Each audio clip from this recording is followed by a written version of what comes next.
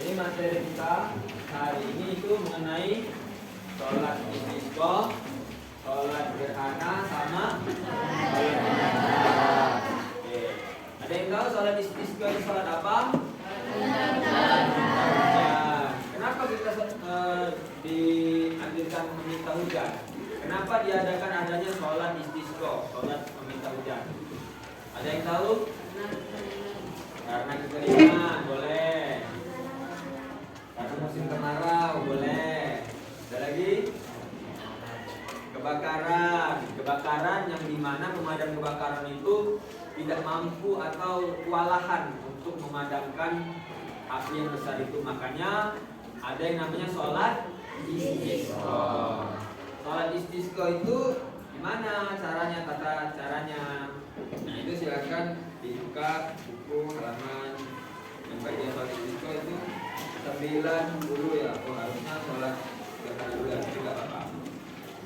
Nah di situ sholat istisqa itu sebelum kita melaksanakan sholat istisqa itu ada yang namanya kita dianjurkan berpuasa. Berapa hari puasanya? 4 hari. 3 hari sebelum hari H, 1 harinya pas hari H. Betul sekali.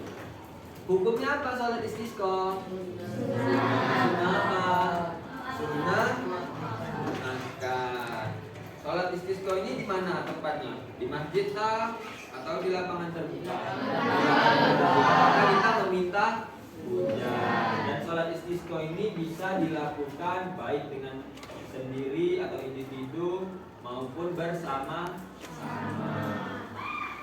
Nah itu dibuka di halaman 90 tata cara pelaksanaan sholat istisqa. Ya kalau udah berkumpul di lapangan terbuka itu imam menyeru untuk melaksanakan sholat ya.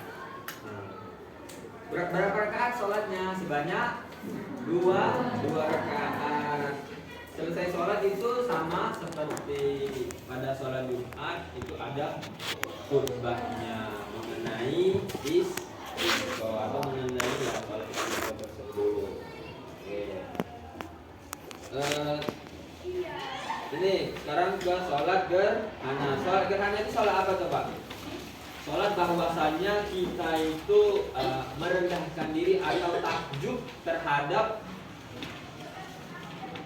kuasa Allah. Sholat gerhana ada berapa? 2. Gerhana apa ya? Matahari sama bulan. Kalau matahari itu pernah alami itu di jam segini atau jam 8, jam 9 itu gerhana matahari. Bulan menutupi matahari sehingga terjadinya gelap gulita. Nah sholatnya itu pas di bulan menutupi matahari itu namanya sholat gerhana matahari. Nah sholatnya di pas kegelapan gulita itu kita sholat, kita merasa takjub, kita takjub sama kuasa Allah, makanya kita sholat gerhana. Bedanya apa sholat gerhana sama matahari ini? Bedanya di niat. Kalau gerhana matahari apa? Kusuf. Kalau bulan kusuf. Boleh. Nah itu sama. Yang pertama itu niat. Niatnya coba kita baca bareng-bareng ya niatnya. Itu dibuka halaman 89. 1, 2, 3. Bismillahirrahmanirrahim. Usalli sunnatal kusufi rak'ataini ma'muman lillahi ta'ala. Ini kusufi. Jadi ini sholat niat apa nih? Matahari. Aku sholat sunnah gerhana matahari 2 rakaat sebagai makmum karena Allah Ta'ala. Salah niat apa? Sama takbiratul ihram. Nah ini ada bedanya. Ini harus diperhatikan ya. Setelah niat itu kan takbir. Setelah takbir kita baca Al-Fatihah, baca surat pendek seperti biasa. Setelah itu kita ruku. Nah setelah ruku itu kita tidak i'tidal, tapi langsung membaca Al-Fatihah lagi sama surah pendek lagi atau yang ada di dalam Al-Quran. Jadi niat, takbir, baca Al-Fatihah, baca surat pendek, ruku, habis ruku. Itu kan kalau sholat biasanya pada umumnya atau sholat wajib itu i'tidal ya. Nah, kalau ini enggak, habis ruku kita ini lagi, takbir lagi, Al-Fatihah lagi sama baca surat pendek lagi. Habis itu baru ruku, terus baru i'tidal. Habis itu baru sujud antara dua sujud dan diakhiri dengan salam. Bedanya di situ ya. Jadi bedanya rukuknya itu sebanyak 2 kali ya. Oke. Jadi jangan sampai keliru ya nanti pas sholat ini gerhana, nanti misalnya ada gerhana atau kalian ngalamin gerhana nih, tiba-tiba kaget dengan imam nih, kok ini habis rukuk nggak i'tidal, kok habis rukuk baca Al-Fatihah lagi. Jangan sampai bingung di sana ya. Jadi udah sedikit ngerti bahwasanya niat takbiratul ihram, rukuk, baca Al-Fatihah dulu, baca surat pendek, rukuk, habis itu baru Al-Fatihah lagi. Jadi rukuknya sebanyak 2 kali. Oke. Nah sama di sholat gerhana ini juga ada yang namanya khutbah terkait gerhana. Jadi khutbah temanya itu terkait gerhana matahari sama atau bulan. Tergantung kita sholat apa saat itu ya, itulah tema yang dibawakan sama si khotib. Oke. Itu sholat gerhana tadi ada 2, yang matahari itu kusuf, yang bulan itu kusuf, dan ada sholat istiqo, sholat kita ya. Nah, sholat gerhana ini hukumnya apa? Sunnah apa? Sunnah muakkad. Sunnah muakkad itu sunnah apa? Dianjurkan. Oke. Sekarang silakan buka bukunya 92. Sekarang kita disebut sholat jenazah. Sholat jenazah itu sholat apa coba? Pastinya menyolati jenazah. Jenazah apa? Jenazah Nah, ini hukumnya apa nih sholat jenazah ini? Kok bisa ada kita harus sholat jenazah? Hukumnya apa coba? Fardu kifayah. Fardu kifayah itu apa? Wajib dilaksanakan, tetapi ada tetapinya. Tetapi kalau sudah ada yang melaksanakannya, itu kewajiban dari muslim lainnya tergugurkan. Itu yang namanya fardu kifayah. Jadi nggak harus misalnya ada 1 orang yang meninggal, misalnya si A hari ini meninggal, ya. Terus misalnya kita semua temennya, terus si A meninggal. Nah, apakah kita semua harus menyolatinya? Maksudnya, apakah dalam kelas ini semuanya harus wajib menyolatinya? Tidak. Berapa orang yang wajib? Bebas asal ada yang mewakil, karena hukumnya fardu kifayah. Jadi perwakilan aja, karena itu salah satu kewajiban kita, kewajiban umat muslim terhadap muslim lainnya yang meninggal. Seperti itu ya, nah, fardu kifayah. Nah, ini ada ininya ya. Pertama itu niatnya ya ini silakan coba dibaca Kafka. Nah, itu silakan dibaca pengertian niat soalnya ada. Ini lebih kompleks soalnya dari istisqa sama gerhana tadi. Coba silakan dibaca Kafka pengertian niat. Sebelumnya yang sholat berdasarkan niat wajib dilakukan di dalam hati bersamaan dengan takbiratul ihram. Bagian ulama khususnya yang mengikuti mazhab Syafi'i berpandangan bahwa untuk mendekati niat tersebut dilafalkan dalam bacaan yang dibaca sebelum takbiratul ihram. Bacaan niat sholat jenazah dilafalkan disesuaikan dengan kondisi sholat jenazah yang akan dilaksanakan, seperti jenazahnya tunggal ataukah jamak, laki-laki ataukah perempuan, kawan, hadir ataukah gaib, serta sendiri ataukah bermain juga bermain. Nah, jadi niat ini sama, maksudnya bukan sama, maksudnya ya kita sholat wajib. Kalau mazhab Syafi'i itu kita misalnya niat ya, takbir, kan kita dengan pas kita takbir itu kita melafalkan di dalam hati, ya. Misalnya kita sholat maghrib, Allah, dalam hati kita ngomong, dalam hati kita melafalkan niat. Boleh bahasa Indonesia. Aku niat sholat maghrib, tapi dalam hati sama seperti sholat jenazah. Kita takbiratul ihram ya. Allah, dalam hati kita ngomong, aku niat sholat jenazah muslim. Jadi itu ya. Sama niatnya dalam hati kita lakukan untuk membimbing hati atau liver hati ya. Niat.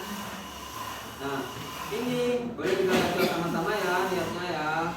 1, 2, 3. Bismillahirrahmanirrahim. Sholli ala man shalla alaihil imamu ma'muman lillahi ta'ala. Aku niat sholat atas jenazah yang disolati imam fardu karena Allah Ta'ala. Ini niat yang ketika kita mau sholat jenazah, tapi kita nggak tahu itu jenazahnya cewek atau cowok. Jadi kita pakai niat ini, itu kita niatnya ini ikut imam, ya. Kita ikut imam, kita nggak tahu jenis kelaminnya cewek atau cowok. Jadi kita pakai niat ini. Tapi kalau kita tahu namanya atau itu jenis kelaminnya cewek atau cowok, kita pakai namanya usalli hazal mayyiti arba'at takbiratin fardul kifayati ma'muman lillahi ta'ala. Okay. Kalau cowok itu mayyiti, kalau cewek mayyitati, ya. Itu beda itu. Kalau cowok mayyiti. Nanti misalnya ada jenazah cowok nih sholat, padahal kita tahu itu cowok, tiba-tiba mayyitati, salah benar?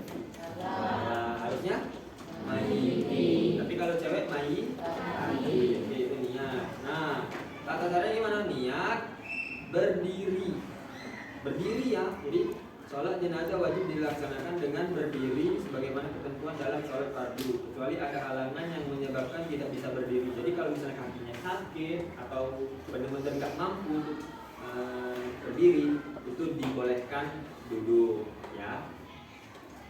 Terus jika jenazahnya laki-laki, maka posisi berdiri dilakukan sendiri atau menjadi imam, sejajar dengan kepala jenazah. Jadi kalau laki-laki itu sejajar dengan kepala, tapi kalau perempuan di tengah-tengah perut. Oke. Setelah itu ada takbirnya 4 kali.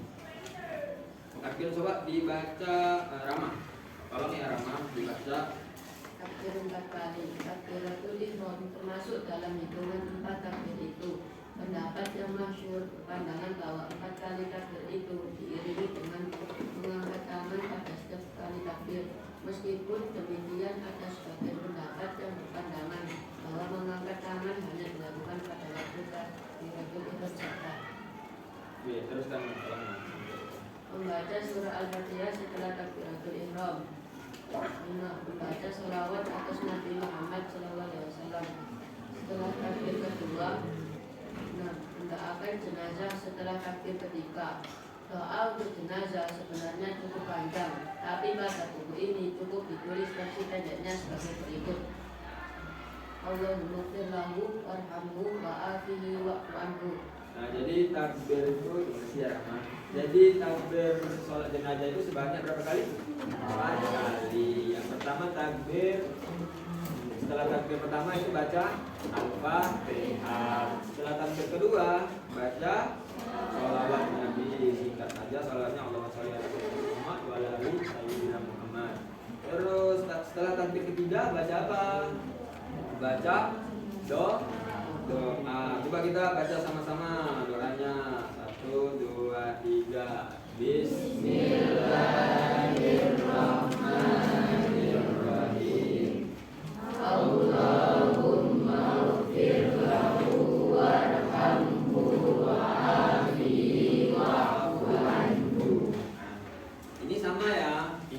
firlahu. Ini artinya untuk laki-laki. Tapi kalau cewek gimana Pak? Kalau cewek itu punya diganti jadi gimana bacanya kalau cewek? Coba bareng-bareng ya. 1, 2, 3 untuk cewek. Bismillahirrahmanirrahim.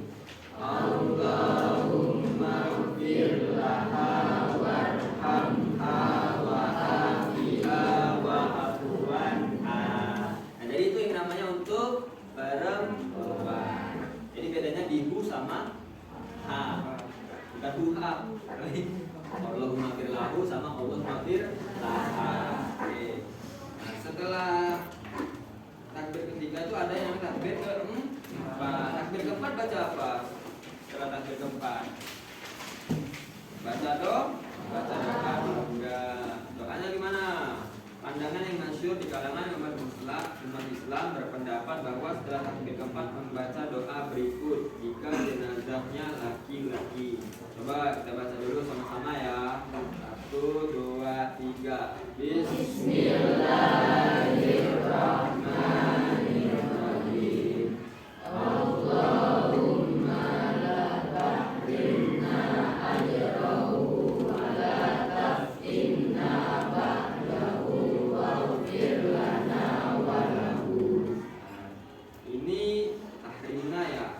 Ini jika jenazahnya laki-laki. Allahumma tahrimna ajrahu wala taftinna ba'dahu waghfir lana wa lahu. Ini bedanya di mana Pak?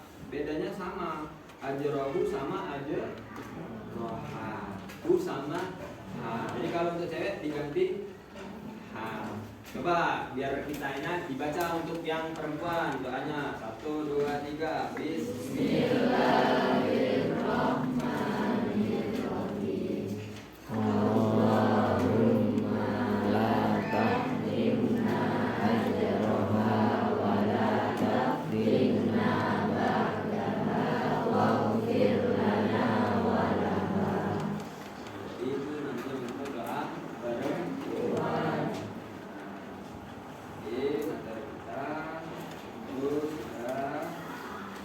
jadi yang kita dapat hari ini itu ada beberapa materi di apa aja? Pertama sholat, yang kedua sholat istisqa, tiga oke. Jadi ada yang ingin ditanyakan sebelumnya?